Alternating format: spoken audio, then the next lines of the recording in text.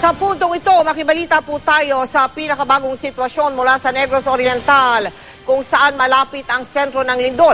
Kausapin po natin ngayon si Governor Roel Degamo. Magandang gabi po sa inyo, Governor Degamo. Magandang gabi po, Ma'am Mel.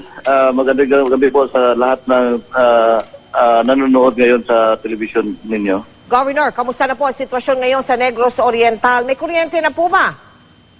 Sa portion na natamaan talaga ay wala pang kuryente sa ngayon kasi may mga na-damage doon ng mga poste ng kuryente na naputol yung mga linya. So sa ngayon po wala pang kuryente. So ano po na specificong lugar na tinamaan, Gov? Doon sa sa northern portion ng natin, Mel, sa Negros Oriental, doon sa municipality of Manhuyod hanggang municipality of Valle Hermoso. Aha. Gaano po karami First district natin.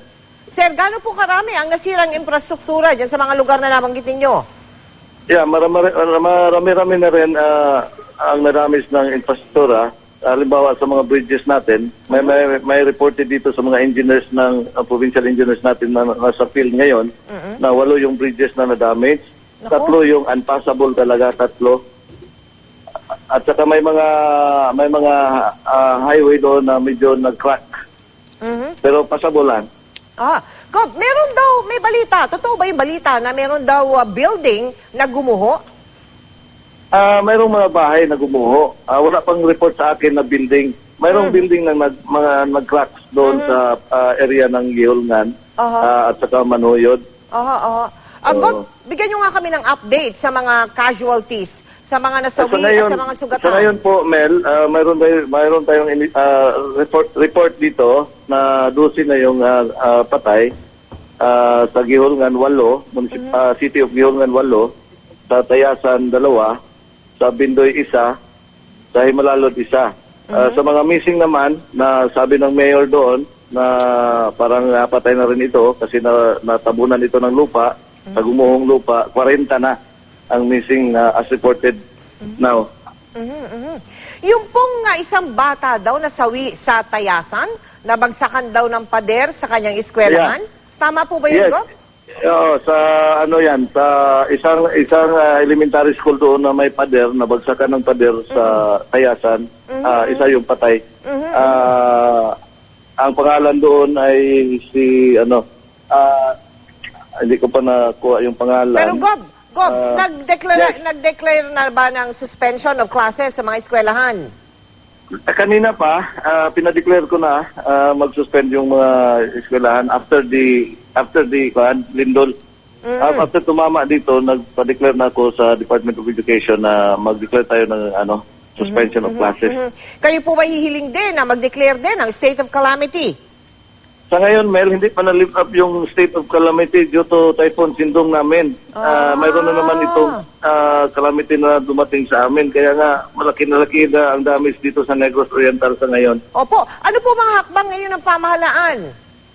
Sa ngayon, yung initial namin doon sa rehabilitation natin, medyo umahon na tayo sa Sindong. Nandito na naman ngayon ang lindol. Amin lang we will find ways and means na ma-facilitate yung rehabilitation sa damage na infrastructure projects dito. And I already coordinated with the DPWH First Engineering District. Nakausap ko na yung head doon at siya nandyan sa Manila at pauwi na siya bukas. Sabi ko sa kanya, kailangan uuwi ka kasi malaki yung damage dito sa area mo. So nabanggit nyo kanina, Gov, na merong mga bridges na napinsala. Meron po bang mga lugar dyan na isolated, na na-isolate because of... Yes, ma'am. Ang na-isolate dito ay yung Municipality of La Libertad, Municipality of Himalalod at saka yung City of Gihulngan. Kasi yung bridges na totally damaged talaga ay yung sa Martilo, La Libertad, sa Panguluan, Himalalod, at saka sa Tinayunan, Gihulngan. Ito yung mga bridges na totally damaged. At yung 5 ay mga light vehicles lang yung na dumadaan. So, Governor, ano pong mensahe ninyo sa inyong mga kababayan para mapanatag ang kanilang kalooban? Sa mga kababayan ko sa Negros Oriental, the provincial government is on top of the situation.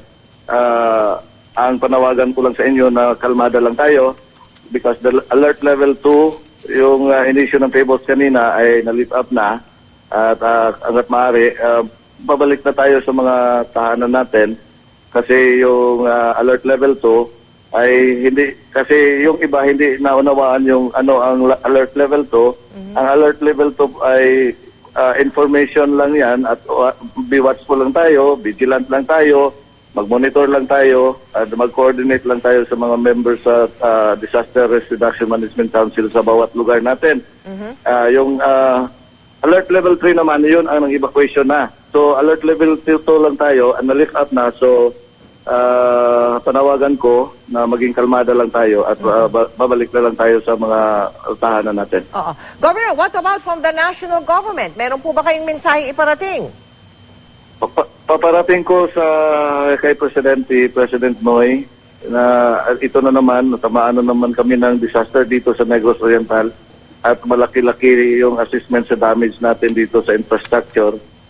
Mapacilitate yung rehabilitation, especially on the bridges sa National Highway natin sa 1st District of Negros Oriental. Nananawagan po ako sa Presidente natin. Maraming salamat po sa inyo, Governor Roel de Gamo ng Negros Oriental.